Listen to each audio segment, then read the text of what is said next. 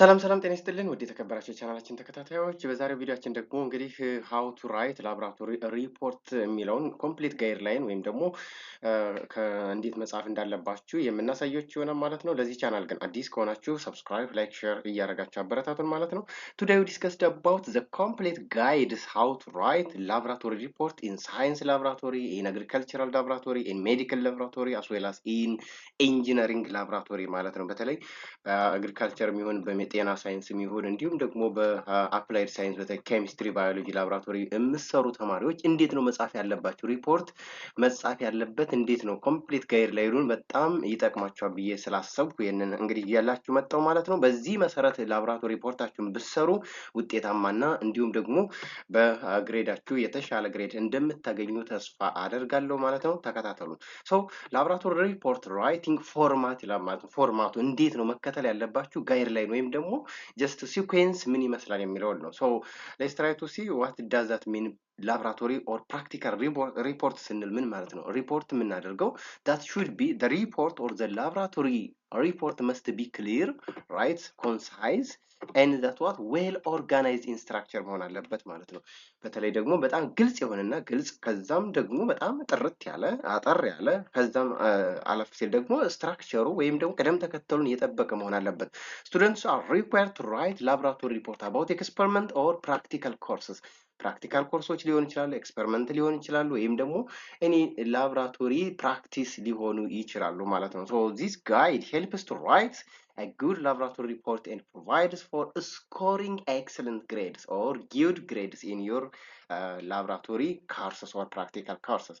So what it seems like the report format and orders of the report ምን ይመስላል?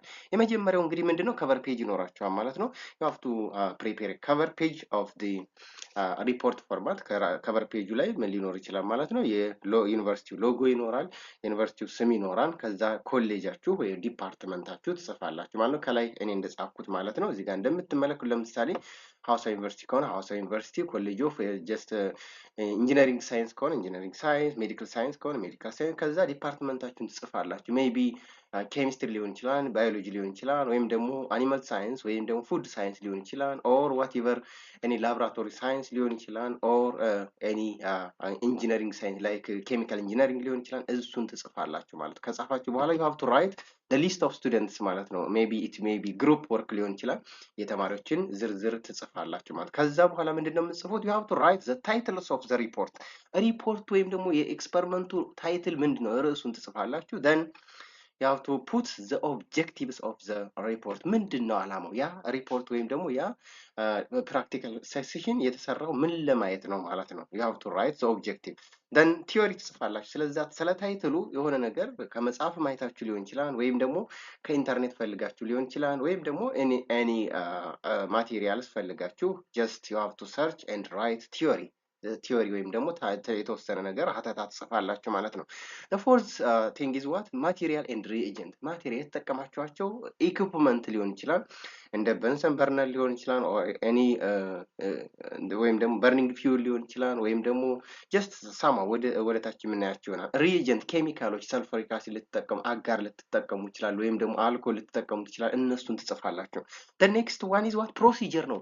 ቅደም ተከተሉ ምን ይመስላል ስትሰሩ? ምንድነው ከመጀመሪያው እስከ መጨረሻው በትክክል ኦርደሩን ይዛችሁ ፕሮሲጀሩን ወይም ደግሞ ቅደም ተከተሉ መጻፍ ይኖርባችኋል ማለት ነው። መጀመሪያ እንደዚህ አደርገን ኬሚካሉን ካዘጋጀን በኋላ ይሄንን ከዚህ ቀላቀልን፣ ከዛ በኋላ እንደዚህ ሂት አደረግን ምናምን የሚለው በሂደት ማስቀመጥ አለባችሁ። ከዛ ምንድነው የሚሆነው what is the result መጨረሻ ላይ ምን ታየ? ከጨረሳችሁ በኋላ ፕሮሲጀሩን ካካሄዳችሁ በኋላ what is recorded in the result ማለት ነው። ሪዛልቱ ምን ይመስላል? ሪዛልቱ ይሄ ቀይ ከለር ወይም ደግሞ it may be gas evolution ሊሆን ይችላል። ይሄ የተፈጠረ ትላላችሁ ማለት ነው። ከዛስ the seventh step is discussion ከዛ ሪዛልት ተነስታችሁ እናንተ ምን ታደርጋላችሁ? ዲስከስ ታደርጋላችሁ። ይሄን የመጣው በዚህ ምክንያት እንደዚህ ሆነው ሳይንሱ ጋር ሪሌትድ አድርጋችሁ ዲስከስ ታደርጋላችሁ። then conclusion ሰመሪ ትጽፋላችሁ። ሰመራይዝ ወይም ደግሞ መዝጊያ ማለት ነው። ኮንክሉድ ታደርጉታላችሁ። then recommendation ሪኮመንዴሽን ኤንድ አክኖሎጅመንት ያስፈልጋቸው። ሪኮመንዴሽን ይሄ ቢኖር እኮ ይሄን ስላልሰራን ይሄ እንደዚህ ጋፕ አለ፣ ወደፊት ይሄ ቢሻሻል፣ ይሄ ቢስተካከል፣ ይሄ ጋዝ መውጫ እንደዚህ ቢኖረው፣ ወይም ደግሞ አክኖሎጂ የምታደርጓቸው ሰዎች ካሉ እሱን ደን ላስትሊ ምን ታስቀምጣላችሁ? ሪፈረንስ ማስቀመጥ አለባችሁ። ቲዮሪውን ከየት ነው የወሰዳችሁት፣ እንደዚህ ለመጻፍ ጋይድ ላይኑን ከየት ነው የወሰዳችሁት የሚለውን መጻፍ አለባችሁ። ታይትል ስንል እንግዲህ ምን ማለታችን ነው? ወደታችን እንምጣ ማለት should be written in the first page of the report, so clear and concise format in the practical section. ለምሳሌ determinations of CBC count in the serum ሊሆን ይችላል። serum ውስጥ ያለው CBC determination ሊሆን ይችላል። determinations of calcium concentration soil sample ሊሆን ይችላል። it may be what determinations of fasting blood sugar level in serum sample ሊሆን ይችላል, or determinations of the other substances in the laboratory whatever እንደዚህ ያላችሁ ታይትሉን ትጽፋላችሁ ማለት ነው። ሁለተኛው ኦብጀክቲቭ ያልኳችሁ ነው። ኦብጀክቲቭ should be convey the reason why you are carrying out the experiment። ለምንድን ነው የምንሰራው? to determine the content of calcium in the soil, to determine the levels of blood sugar or fasting blood sugar in serum። በብለድ ሳምፕል ውስጥ ያለውን የግሉኮስ መጠን ለመለካት ወይም ደግሞ በሶይል ሳምፕል ውስጥ ያለውን ካልሲየም ለመለካት ዘ ሴሚስትሮ ሌሎችም ሪፖርቶች ካሉ በዛ ታይትል ተነስታችሁ ትጽፋላችሁ ኦብጀክቲቭ ማለት ነው። ሶስተኛ ላይ ስንመጣ ምንድነው? ቲዮሪ ነው ማለት ነው። ቲዮሪ ቅድም እንዳልኳችሁ ምንድነው? ኖት ሞር ዛን ዋን ፔጅ፣ ከአንድ ፔጅ መብለጥ የለበትም። ስለዚህ የምትጽፉት ባክግራውንድ ኢንፎርሜሽን ነው። ስለዛ ከኢንተርኔትም ከመጽሐፍም ወይም ደግሞ ከሌላ ሶርሶች ፈልጋችሁ የምትጽፉት ማለት ነው። that is why background information about the topic or the title ማለት should be or understand the content or the purpose of the experiment ማለት ነው። ሰው እንዲረዳችሁ ማለት ነው። you should begin by summarizing what is already known about the topic። ከዚህ በፊት የሚታወቀውን ስለ ቶፒኩ ከመጽሐፍም ወይም ደግሞ ከኢንተርኔት ወይም ከጆርናል ወይም ደግሞ ሪትን ዶክመንት ካገኛችሁ ከዛ የምትወስዱት ነው ማለት ነው። student expected to read deep the experiment before coming to the lab ማለት ነው። ወደ ላቡ ከመምጣታችሁ በፊት ይህንን አንብባችሁና ተረድታችሁ መምጣት ስለሚጠበቅባችሁ ማለት ነው። the introduction should highlight how your report relates to the background information. it should be what closed and culminate in a clear statement of the objectives። ኦብጀክቲቭን የሚነካ ወይም ደግሞ ኦብጀክቲቭ ላይ ሪሌትድ የሚያደርግ መሆን አለበት። structure you introduce to answer the following two questions. what is known about the topic in the previous month? ከዚህ በፊት ምን የሚታወቅ ነገር አለው የሚለውን ሰርች አድርጋችሁ ወይም ደግሞ why was the experiment performed? ለምንድን ነው የምንሰራው?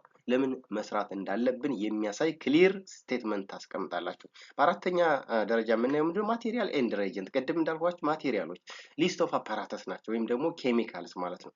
አፓራተስ ስልን ለምሳሌ ዲ ኦቨን ሊሆን ይችላል፣ ሰንተርፊውጅ ልትጠቀሙ ትችላላችሁ፣ ፉም ሄድ ልትጠቀሙ ትችላላችሁ፣ ስፔክትሮፎቶሜትር ልትጠቀሙ ትችላላችሁ፣ ኤሌክትሮኒክ ባላንስ ልትጠቀሙ ትችላላችሁ፣ በንሰን በርነር ልትጠቀሙ ትችላላችሁ። that is why ኬሚካልስ።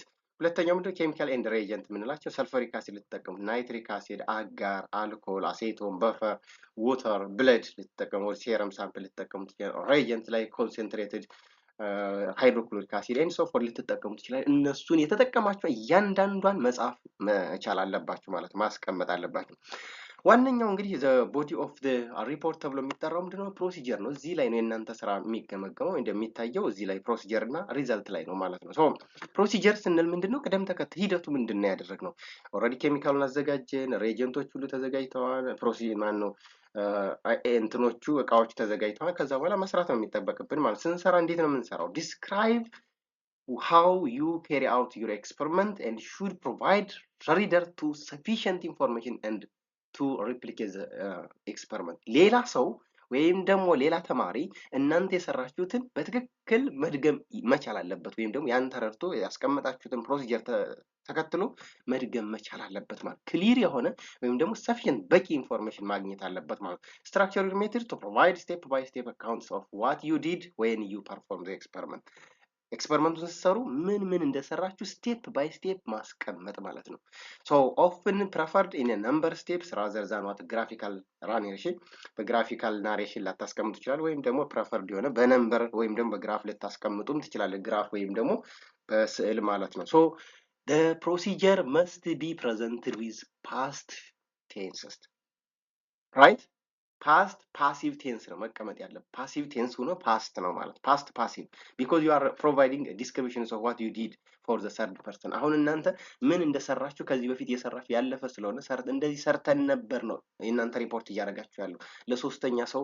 እናንተን ያሰራችሁ አስተማሪ አለ ወይም ደግሞ ላብራቶሪ ቴክኒሽያን አለ፣ እናንተ ተማሪ ናችሁ፣ እሱ ነው ያሰራችሁ። ከዛ እሱ ያሰራችሁን እንደዚህ ያደረግን ያለውን ለሶስተኛ ወገን ሪፖርት እያደረጋችሁ ስለሆነ በፓስት ፓሲቭ ነው የሚቀመጠው ማለት ነው። ለምሳሌ እንደ ፕሮናውን አይ ያሉ ወደ ዊ ይቀየራሉ ማለት ነው። አልተርኔቲቭሊ ዩ ሜይ ቢ ሪኳየርድ ቱ ራይት ዘ ዶት ፖይንት ስታይል ኢንስትራክሽን ፋውንድ ኢን ዩር ፕራክቲካል ማኑዋልስ ኢንቱ ናሬቲቭ ፎርምስ።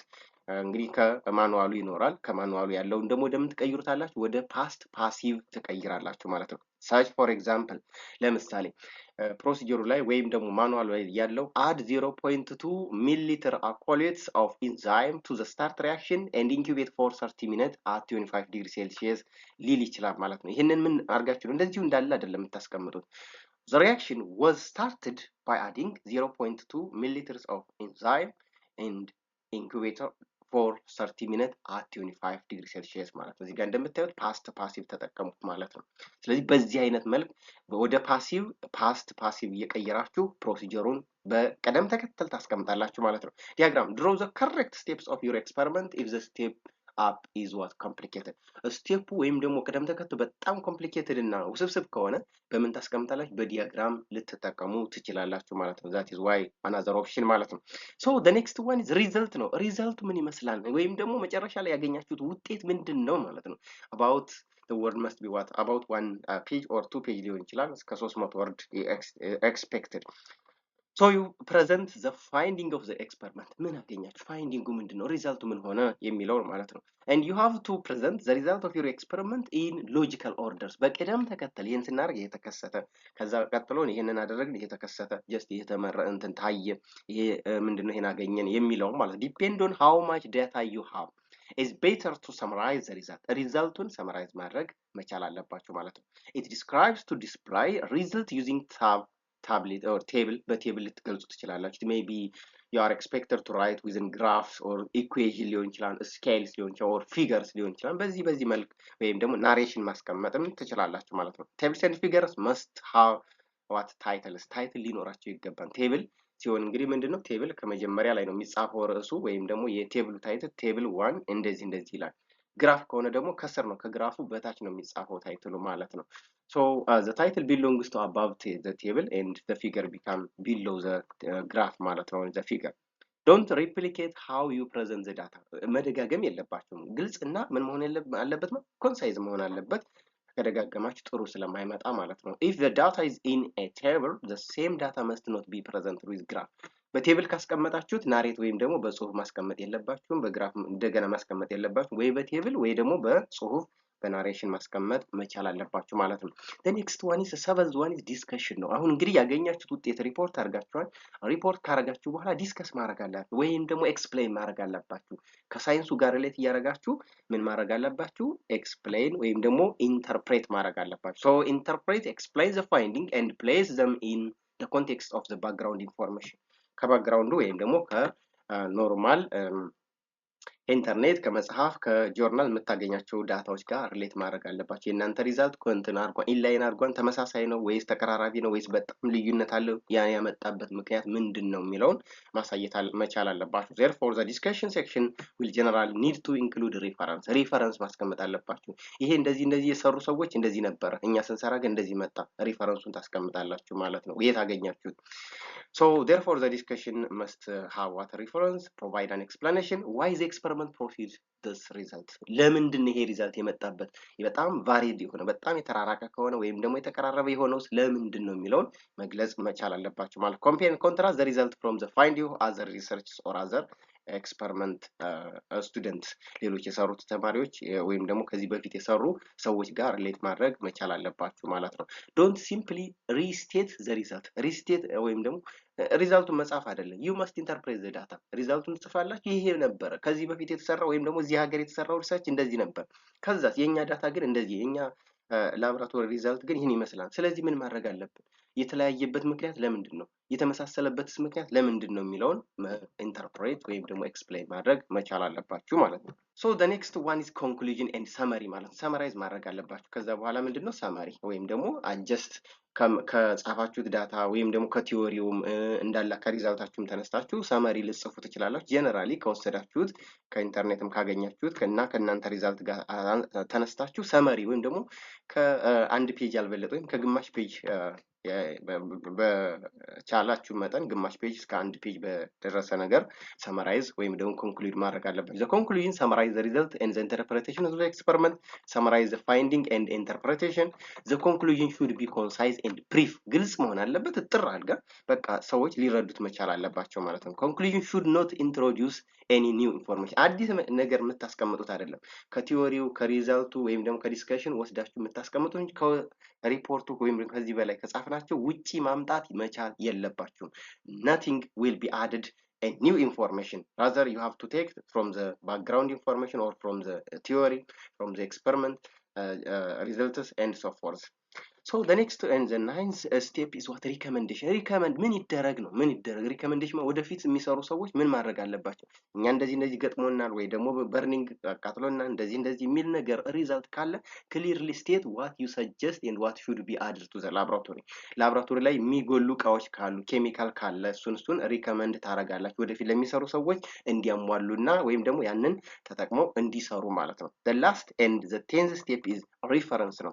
ሪፈረንስ ተጠቀሙ። እንግዲህ የኔን ሪፈረንስ ተጠቅመናል ወይም ደግሞ ጀስት ቲዮሪውን የምትወስዱበት ወይም ፎርማቱን የምትወስዱበት ሊሆን ይችላል። ይሄንን ሪፈረንስ ተጠቅመናል የሚለው መገለጽ መቻል አለበት። present the source of information used in the report ለሪፖርቱ የሚያገለግላችሁ የተጠቀማችሁትን መጽሐፍም ይሁን ጆርናል ወይም ደግሞ እንደዚህ ያሉ ዌብሳይቶች ካሉ መጽሐፍ መቻል አለባችሁ። don't include information sources that you read but just include the source you actually cited.